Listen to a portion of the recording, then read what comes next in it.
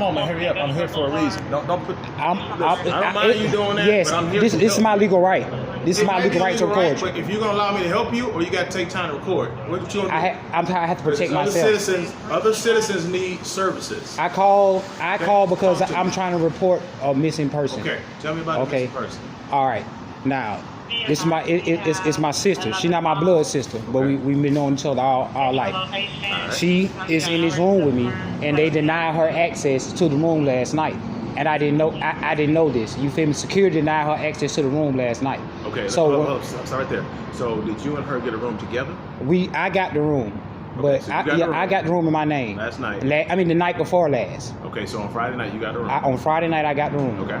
Okay. So I was told by this security guard right here that three adults can't be allowed in a double bedroom because of a fire hazard, which I know is a lie, and I have the morning staff confirming that was a lie, telling me that 4 adults are allowed in a double bedroom. That is legal in Georgia. So what time did you check in? I checked in Friday night around 12, I think it is, 11 or 12, 11 or 12, somewhere around that area. So what time did your sister come in?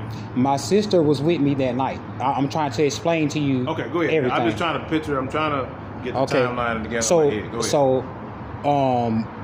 I told them that I had somebody with me. We had kids or whatnot, and that should I put their name on there? And he was like, "Well, you ain't got to put their name on there. You just can't have visitors after 11, and we can't allow more than 3 adults in the room because of a fire hazard."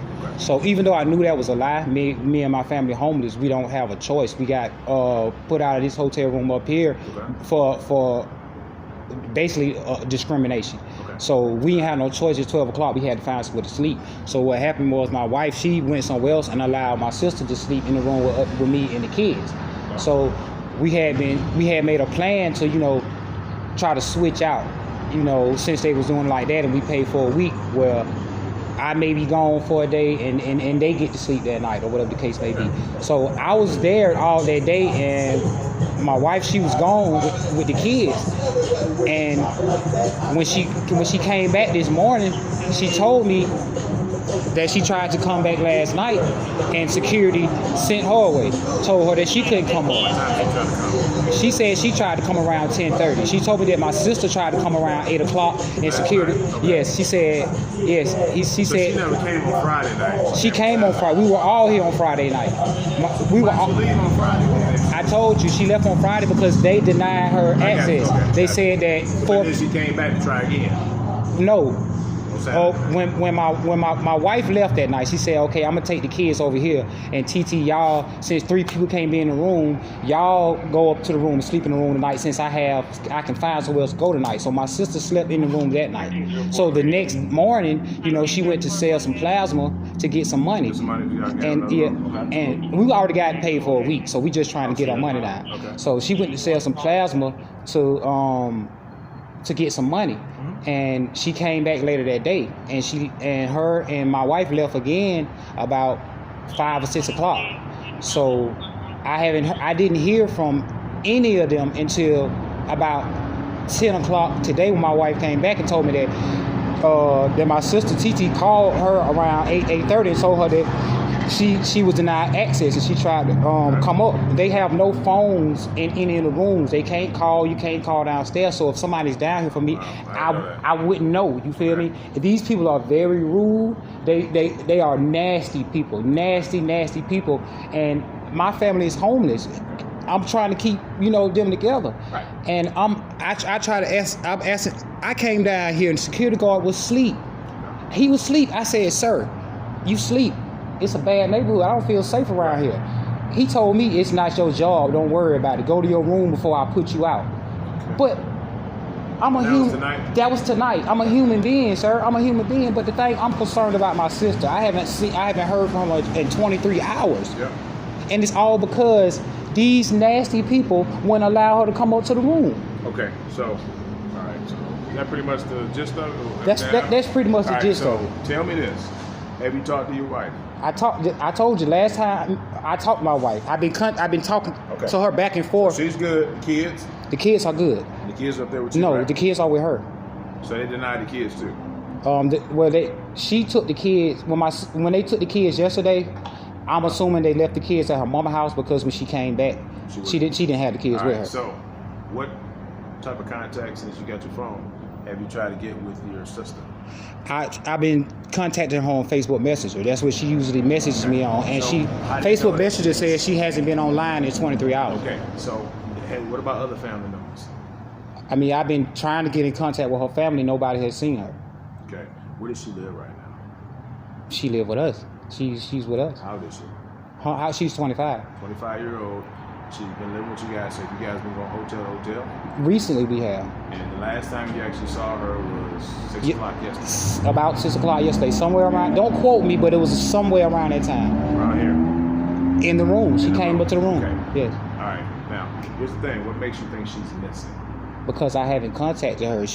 We don't have anywhere to sleep. All her stuff, everything that she owns, is still up there in that room. Does she have other friends? Who else does she go when she leaves? Where else would she go? I don't know where else she would go. If I knew where else she would go, I wouldn't result. Here's the thing. I'm trying to put together and understand. I'm trying to decide if she's actually missing or not, or she's just having contact or touch base with you.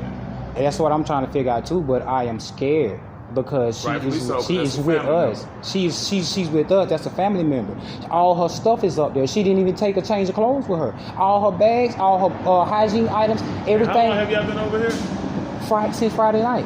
Where else were you staying at? Right here at Red Roof Inn, but she wasn't with us at Red Roof Inn. Where's she at? We was at Red. She just came from wherever she came from. So she just showed up yesterday on Saturday. Actually, my wife went and got her and brought her back. I don't know where she went and got her from, but obviously she's not back at the place where my wife got her from, because she would know. She would have told me that. She wouldn't have told me that she hasn't spoke to her since 8 o'clock last night. Nobody has spoke to her since 8 o'clock last night. Okay. Do you have her full name? Hey, what's up, man? Yes, I gave that to the police. I gave that to them already. They're supposed to already have that information. You're supposed to already have that information. I called the non-emergency number, told them everything I'm telling you. So you got her name, what she was last wearing, height, yes, weight, yes. I told them all. I don't know her social security number. I have to look up her date of birth. But I told them all the possible information that I can give about her. I told them this already before you came up here. They told me to wait down here in the lobby until you came. And this is what I'm harassed by these people. You see that? You can't okay.